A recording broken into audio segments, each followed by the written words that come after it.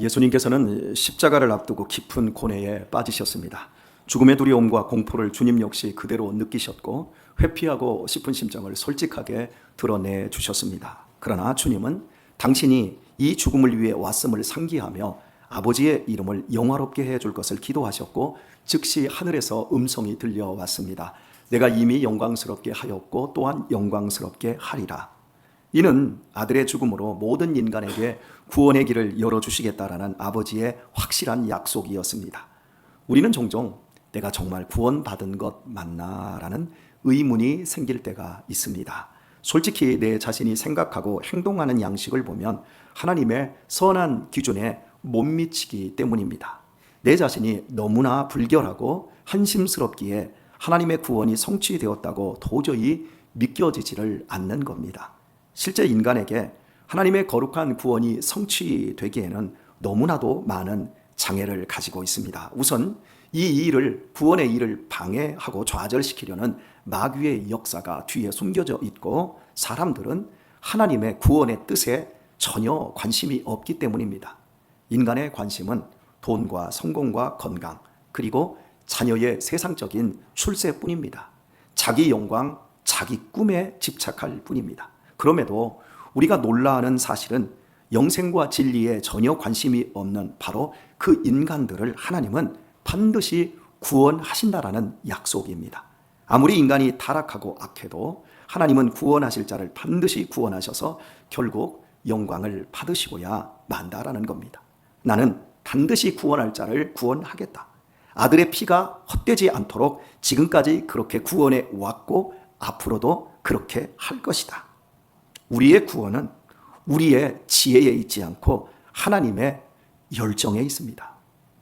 하나님께서 우리를 구원하시려는 열정이 없다면 아무도 예수님을 믿을 수 없습니다. 이런 하나님의 열정 앞에서 마귀도 세상도 우리의 영적 무지도 결국은 다 무너지고 믿게 되는 역사를 이룹니다.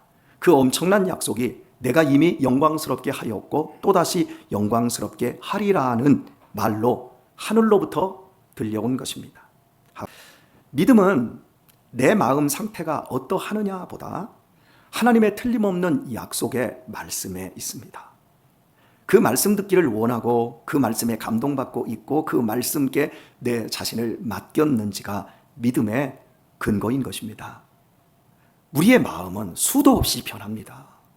사랑의 마음이 미움으로, 미움의 마음이 사랑의 마음으로, 열정의 마음이 짜증의 마음으로, 갈등의 마음이 평온의 마음으로 주체할 수 없이 우리의 마음은 바뀌기 때문에 우리의 믿음의 근거는 우리의 마음에 있는 게 아니라 하나님의 약속된 말씀에 있는 겁니다.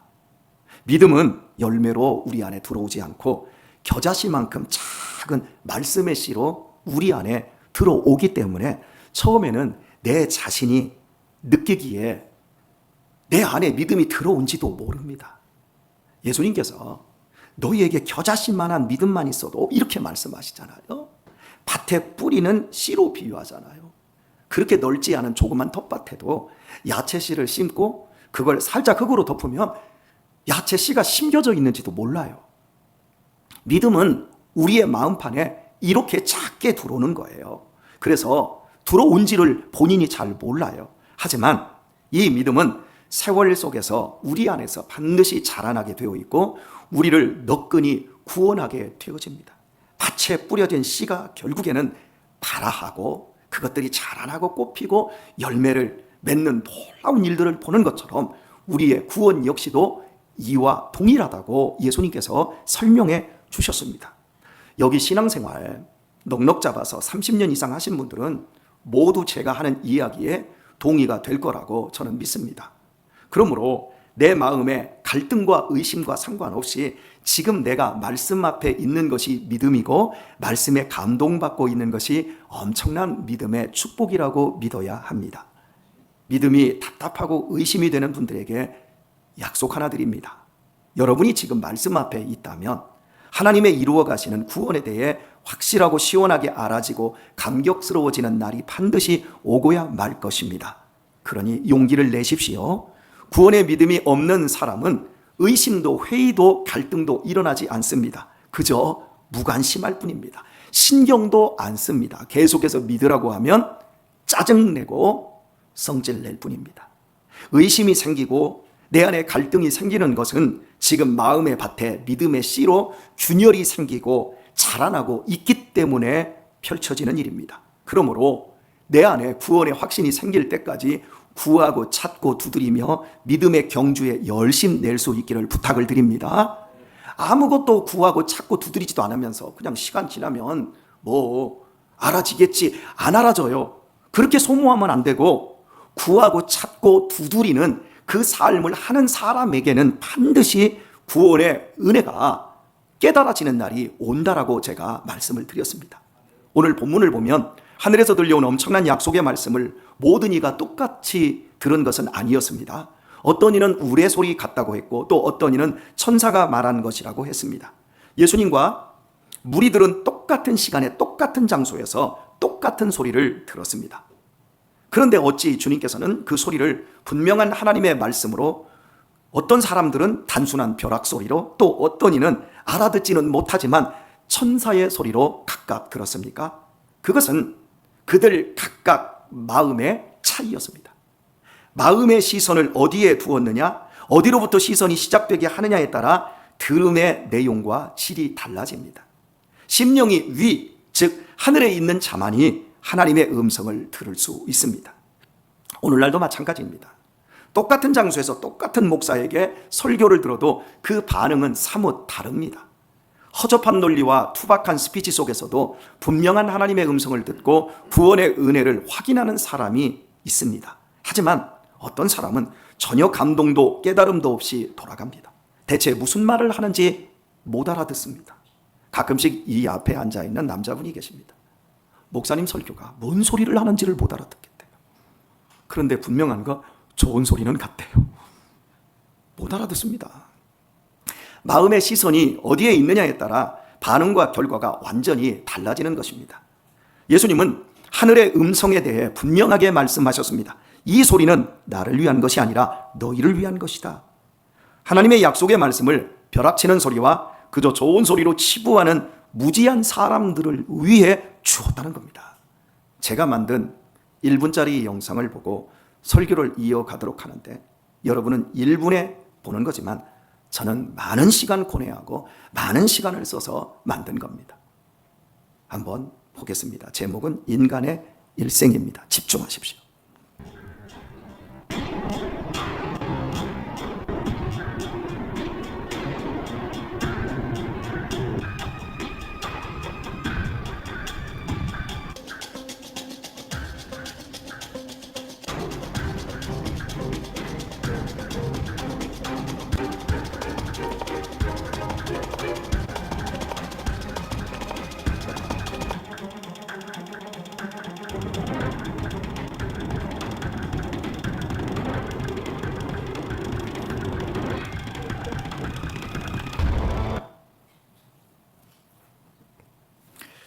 어떤 느낌이셨습니까? 아무리 발버둥 치지만 인간의 실존이 저렇습니다. 어떤 권력자도 어떤 능력자도 아무리 젊은 사람도 다 저렇게 살다가 끝납니다. 하나님을 잃어버린 인간의 비극은 결국 멸망의 구렁텅이에서 그 곁에서 빠지지 않기 위해서 발버둥 치다가 다 빠져 사라지는 겁니다. 그래서 예수님은 이런 인간을 구원하기 위해 이 땅에 오셨고 멸망의 구렁텅이로 빠질 운명인 우리들에게 당신의 손을 내미시는 겁니다. 저 같은 목사를 통해 이 시간도 그 구원의 손을 보여주시고 잡으라고 설득하는 것이 설교입니다. 대체 우리를 반드시 구원하시겠다고 약속하는 주옥 같은 하나님의 말씀을 누가 벼락치는 소리와 알아들을 수 없는 그저 천사의 음성으로 들은 것입니까? 곁에 서서 들은 무리들입니다. 예수님의 곁에 서서 있는 무리가 누구겠습니까? 바로 제자들 아닙니까? 그런데 그들은 똑같은 말인데도 그냥 좋은 말이야. 그냥 벼락치는 소리를 들리는 거예요. 하나님께서는 곧 당신의 아들이 십자가에 비참하게 죽임당하는 것을 제자들이 목격하게 될 때에 그 죽음이 패배가 아님을 알려주고자 하나님께서 영광 받으실 하늘로부터 내려오는 엄청난 축복의 결과라고 하는 것을 말씀으로 들려주신 겁니다. 예수님의 죽음은 제자들의 눈에 결코 우리의 구원을 이루는 승리와 영광으로 비춰지지 않습니다. 그냥 비참하게 죽은 것뿐이고 그 제자들 다 도망치잖아요. 그래서 이 말씀은 너희를 위한 하늘의 음성이라고, 이 말씀이 너희에게 지금 필요하다고 예수님은 말씀하는 거예요. 그렇습니다. 예수님의 죽음은 승리의 죽음입니다. 어떻게 죽음이 승리가 될 수 있습니까? 십자가에서 고통 중에 죽는 것이 어떻게 승리가 될 수 있습니까? 어떻게 암으로 죽는데, 어떻게 20대에 죽는데, 어떻게 교통사고로 죽는데 어떻게 우리의 죽음이 승리가 될 수 있습니까? 비참하잖아요. 그런데 예수님께서는 예수님의 그 비참한 죽음이 비참한 결과가 아니라 승리의 죽음이라는 것을 알려주고자 너희를 위해서 이 소리를 들려주었다고 말씀합니다. 원래 모든 인간은 하나님의 소유였고 피조물 중에서 최고의 위치에서 하나님의 사랑을 받았습니다. 그러나 죄로 인해 하나님의 사랑에서 떨어져 나왔고 그 틈을 타서 타락한 마귀가 인간을 차지하고 자신의 왕이 되었습니다. 자신이 왕이 되어버렸어요. 믿지 않는 사람들 뒤에는 반드시 사탄의 세력이 있기에 하나님을 더욱 증오하고 무시하게 됩니다. 결코 영원한 것을 생각하지 못하게 하며 구원의 진리에 대해 관심을 두지 않게 만듭니다. 영적 장님으로 만듭니다. 오직 소유한 재물과 자기의 권력 안에서 왕처럼 쾌락과 재미를 누리게 만들며 발버둥을 치다가 멸망의 구렁텅이로 끌고 갑니다. 그러나 놀라운 사실은 이런 사람들에게 하나님의 사랑이 회복되기만 하면 더 이상 사탄에게 끌려가지 않습니다. 왜냐하면 하나님의 소유가 되고 자녀로 회복된 사람들에게는 더 이상 마귀가 힘을 쓸 수 없기 때문입니다. 31절에서 주님께서는 분명하게 말씀하십니다. 이제 이 세상에 심판이 이르렀으니 이 세상 임금이 쫓겨나리라. 이런 비유를 한번 들어보겠습니다. 경찰청장 아들이 철딱서니 없이 사고만 치다가 그만 아버지와 싸웠습니다. 너 내 자식 아니야? 너 정신 안 차리면 내 자식 아니야? 그러자 이 아들이 그래요? 나도 이제 더 이상 아버지의 아들 안 하겠습니다 하고 가출했는데 그만 무서운 깡패들에게 잡혔습니다. 깡패들은 그 아들의 다리 한 짝을 분질러버리고 양쪽 눈을 멀게 해서 불쌍한 거지로 만들어 큰 역 앞에서 구걸하게 만들었습니다. 아들은 구걸하면서도 날마다 매를 맞고 배가 고픈 채 겨우겨우 목숨을 유지하고 있었습니다. 아들은 아버지에게 돌아갈 수도 없고 방법도 없는 상황에서 자기는 끝났다고 비관했습니다. 부러진 다리, 눈먼 소경, 외형까지도 다 바뀌어버렸습니다. 하지만 아버지는 이 아들을 찾으려고 백방으로 사람들을 보냈고 결국에는 아들의 비참한 소식을 듣게 되었습니다. 지체 없이 아버지가 이 아들에게 달려왔을 때 아들의 주인처럼 행세하던 그 깡패들은 단 한 명도 없이 도망을 쳐버렸습니다. 그리고 이 아들은 다시 아버지의 아들로 회복되었고 그 다리를 수술하여 고쳐주었고 아버지는 자신의 눈을 하나 빼서 아들에게 주었습니다. 예수님의 죽음과 부활은 사탄의 지배가 끝났다라는 선언입니다. 마귀가 왕노릇하던 이 세상에 이제 진짜 왕이 나타나셨습니다. 이 세상에 무소불위의 권력인 죽음을 이기는 왕이 등장한 것입니다. 그리고 그 왕을 믿는 자 역시 죽음을 이기는 사람들이 되는 겁니다. 이것은 단순한 영적 이미지가 아닙니다. 실제 우리의 삶에서 마귀가 더 이상 주도권을 가질 수 없다라는 선언입니다. 십자가에서 흘려주신 주님의 피가 우리 마음에 흐르고 그 피를 믿는 순간 마귀는 도망을 갑니다. 지금도 죄로 인해 하나님과 단절된 인생을 살아가는 자들에게는 마귀는 깡패처럼 군림하지만 그러나 예수님을 구주로 믿는 사람들은 하나님의 소유와 하나님의 자녀로 철저히 보호하십니다. 문제는 믿는 사람 자신이 문제입니다. 마귀는 우리에게 아무것도 할 수 없지만 우리가 마귀를 보면서 덜덜 떱니다. 세상의 부귀 영화를 보면서 그거에 시험받고 그 유혹에 넘어가게 되면 그때부터는 또한 마귀와 우리와 상관이 없는데도 불구하고 마귀에게 질질 끌려가는 겁니다. 그래서 믿음을 가지면 우리는 예수님의 통치를 받을 수가 있는 겁니다. 요한복음 10장 10절은 이렇게 약속하고 있습니다. 도적이 오는 것은 도적질을 하고 죽이고 멸망시키려는 것뿐이요 내가 온 것은 양으로 생명을 얻게 하고 또 풍성히 얻게 하려 하는 것이라. 예수님은 하나님을 잃어버린 인간들을 하나님의 소유로 회복시키기 위해 오셨고 십자가에서 대신 죽으셨습니다. 그리고 3일 만에 부활하셨습니다. 하나님은 약속하신 말씀대로 예수님의 죽음을 영광스럽게 해주신 겁니다. 그러므로 십자가를 바라보고 그 십자가에 나타난 약속을 믿음은 하나님께로 돌아가는 유일한 길입니다. 이렇게 하나님과 관계가 회복된 인생은 더 이상 마귀에게 끌려다닐 필요가 없으며, 더욱 놀라운 사실은 이제 죽음은 멸망이 되지 않고 예수님께서 먼저 올라가신 천국으로 우리 역시 이사가는 것으로 변해버립니다. 그래서 우리는 죽음을 이깁니다. 예수님은 오늘 본문에서 이렇게 말씀하십니다. 내가 땅에서 들리면 모든 사람을 내게로 이끌겠노라. 들린다라는 표현은 예수님의 죽음을 의미한다고 본문이 분명히 해석해주고 있습니다. 내가 땅에서 들리면 모든 사람을 내게로 이끌겠노라. 이 들린다라는 표현은 예수님의 죽으신 십자가의 높이를 의미하지요. 퀴즈 하나 내볼까요?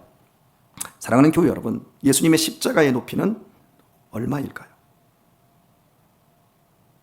고고학적 연구 결과 십자가의 높이는 2에서 3m입니다. 즉 주님의 발이 땅에서 30cm에서 1m 정도로 봅니다. 높지 않습니다. 우리들이 하늘을 바라보고 살아야 한다고 할 때 그 높이는 에베레스트 산처럼 까마득한 높이가 아닙니다. 우리가 경건을 이루기 위해서 노력해야 된다고 할 때 수천 미터를 올라가야 하는 높이가 아닌 겁니다. 누구나 볼 수 있고 만질 수 있는 높이입니다. 2살짜리, 3살짜리도 예수님의 발을 만질 수 있는 높이입니다. 여러분, 이것이 믿음의 높이입니다. 그러므로 우리 믿음에 있어서 중요한 사실은 높이가 아니라 주님에게 시선을 맞추는 것에 있습니다. 주님과 시선이 맞닿고 마음이 만나는 그 높이야말로 이 세상의 죽음과 멸망을 극복할 최고의 높이요 유일한 높이입니다. 왜냐하면 그 십자가 위에는 삼위일체 하나님의 약속이, 구원의 약속이 있기 때문입니다. 약속이 핵심입니다. 그래서 구약, 오래된 약속 성경, 신약, 새로운 약속 성경, 약속이 핵심입니다. 바로 그 약속된 십자가 위에서 주님께서는 구원의 손을 우리에게 내미셨고 지금도 우리를 끌어당기고 계시는 겁니다. 그리하기에 우리가 오늘의 말씀을 여기에서 듣고 있는 복을 누리고 있는 것이고요. 다시 영상 하나 보겠습니다. 영상의 제목은 십자가와 빈 무덤 영상인데, 이 영상은 어제 만들었고 이 영상 속에서는 제 음성이 크게 들려져 있습니다. 혹시 제 음성을 벼락치는 소리로 듣지 마시기를 바랍니다. 주님께서는 당신을 위해 죽으셨습니다.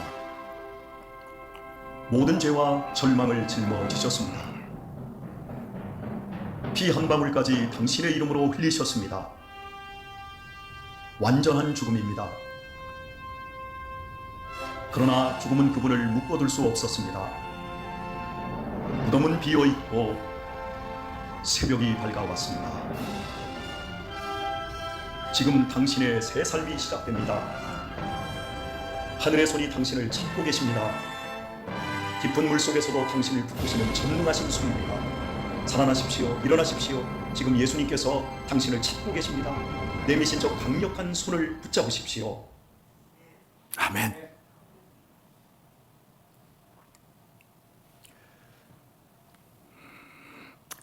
예수 그리스도께서는 십자가에 달리셨습니다. 그리고 그 위로 우리를 이끌기 위해 강력한 손을 내미셨습니다. 사랑하는 여러분, 혹시 그 주님의 손을 놓치셨다면 다시 한번 붙으실 수 있기를 바랍니다. 소용돌이 위로 끌어올리시는 새 생명을, 그 안전함을 경험하기를 바랍니다. 이미 잡히셨습니까? 그럼 더욱 굳세게 잡고 천국까지 올라가시기를 바랍니다. 내가 땅에서 들리면 모든 사람을 내게로 이끌겠노라. 이 선포는 과거형이 아니라 현재 진행형입니다.